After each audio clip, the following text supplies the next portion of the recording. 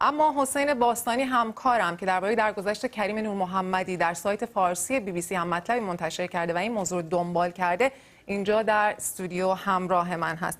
سلام آقای باستانی، خوش اومدید به برنامه ما. سوال اول من این هستش که حتما شنیدید روایات مختلف مردم رو، جانبازان رو که اومدن گفتن مشکلاتشون چی هست، چطور بهشون رسیدگی شده یا نشده. من سوالم این هستش که ارگان‌های متولی کیا هستن؟ چه کسانی باید حمایت بکنن؟ چه حمایت‌هایی باید بکنن؟ و بر این ارگان‌ها چه نظارتی انجام میشه؟ کی نظارت میکنه؟ ببینید، به لحاظ ساختار اداری اگه بخواید نگاه بکنید، خب میدونید که ما تا سال 83 یک نهادی داشتیم به نام بنیاد مستضعفان و جانبازان. بخش جانبازانش ازش جدا شد، ادغام شد بعداً با بنیاد شهید و ستاد امور آزادگان. یک مجموعه تشکیل شد به نام در واقع همین بنیادی که الان است، بنیاد شهید و امور ایثارگران، که اون متولی در واقع رسیدگی به مسائل جانبازان جنگ هست.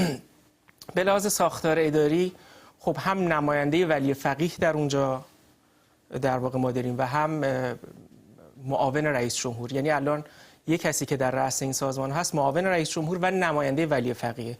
حکم انتصابش هم از رئیس جمهور گرفته و هم از شخص رهبری. در نتیجه یک نهاد حاکمیتی فراتر از دستگاه خاصی هستش. البته این که میگیم که چه نظارتی روش هست، به هر حال چون بنیاد محسوب میشه، اینی که مثلا بخوان که مسئولش رو مثل وزرا به مجلس بکشن و استیضاح بکنن، نه، این ممکن نیست.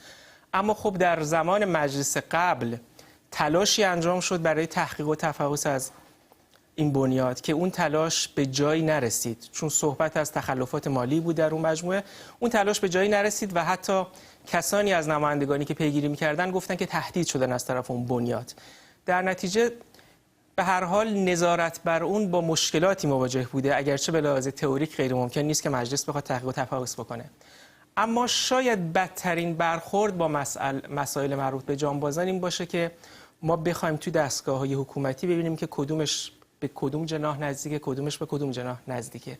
این یک مسئله ملی هست، یعنی هم حکومت در خصوص اینها مقصر هست و مسئول هست و هم شهروندان مقصر و مسئولن. چند نفر از ما ندیدیم کسانی رو که در ارتباط با جانبازان با موضع طلبکاری برخورد میکنن. حتی آدم میخونه بعضن جاهایی حرفایی در این حد و کم هم نمیخونه بعضن که خب واسه هر کسی جنگیدی برو از همون بخواد که مشکلتو حل کنه، و یا تصوراتی به عنوان کسانی که اینها مدام دارن امکانات میگیرن. من خودم وقتی در ایران بودم میشناختم شخصا جانباز.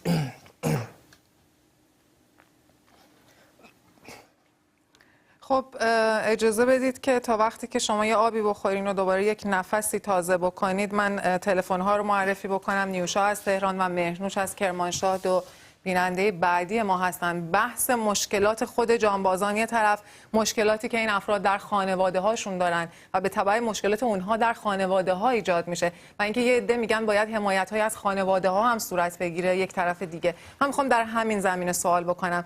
خانم نیوشا، شما چی فکر میکنید؟ فکر میکنید که این حمایت ها به چه صورت باید باشه؟ آیا مشاهده‌ای دارید؟ دیدید دور و برتون یه همچین چیزی؟ خانواده جانباز دیدید که حمایتی بخواد یا حمایتی بگیره؟ سلام میکنم خدمت خانم زهدی. من خودم خانوادگی جانباز هستم، پدرم جانباز هستن و همچین امکاناتی رو ما رعایت نکردیم. من به خاطر پدرم زنگ زدم. پدر من 31 سال جانباز شده و هر روز که میگذره به تبع ضعف بدنی، ضعف جسمانی زیاد میشه. من تقاضا دارم که به پدرم رسیدگی بشه. من تمام تلاشم فقط به خاطر پدرمه.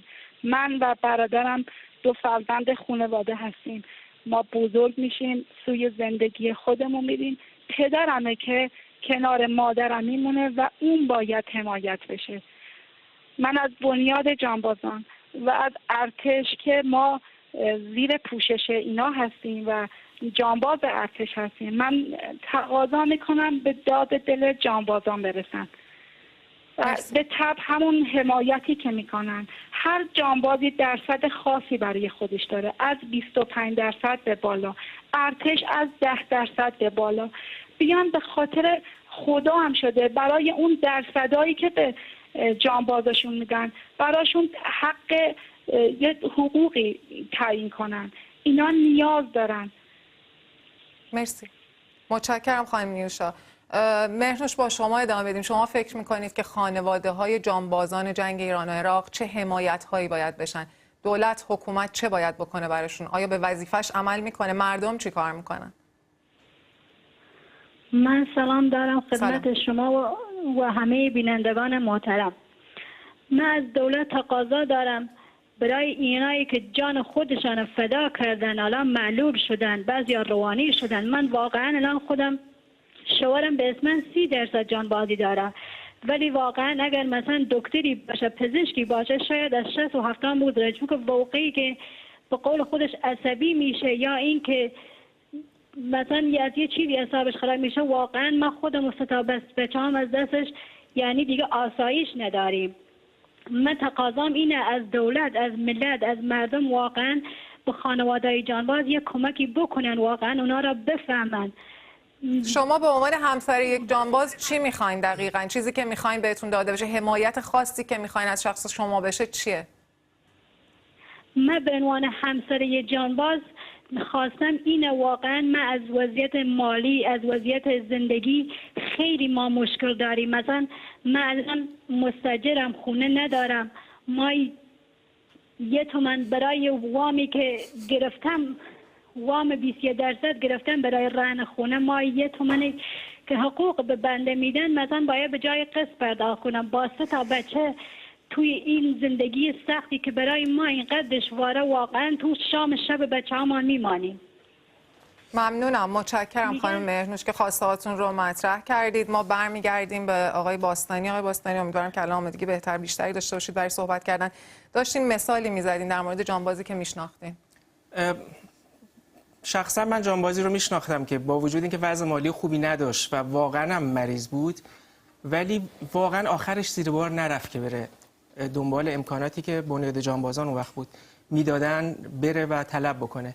یا به لحاظ فکری دلش نمیخواست این کارو بکنه، به لحاظ روحی راحت نبود. یا کسایی هستن که میرن ولی واقعا راحت نیستن و مخصوصا اگر که وقتی پیگیری میکنن اونجا با بی‌اعتنایی هم روبرو بشن یا با برخورد اداری روبرو بشن، واقعا براشون سنگین هست. خب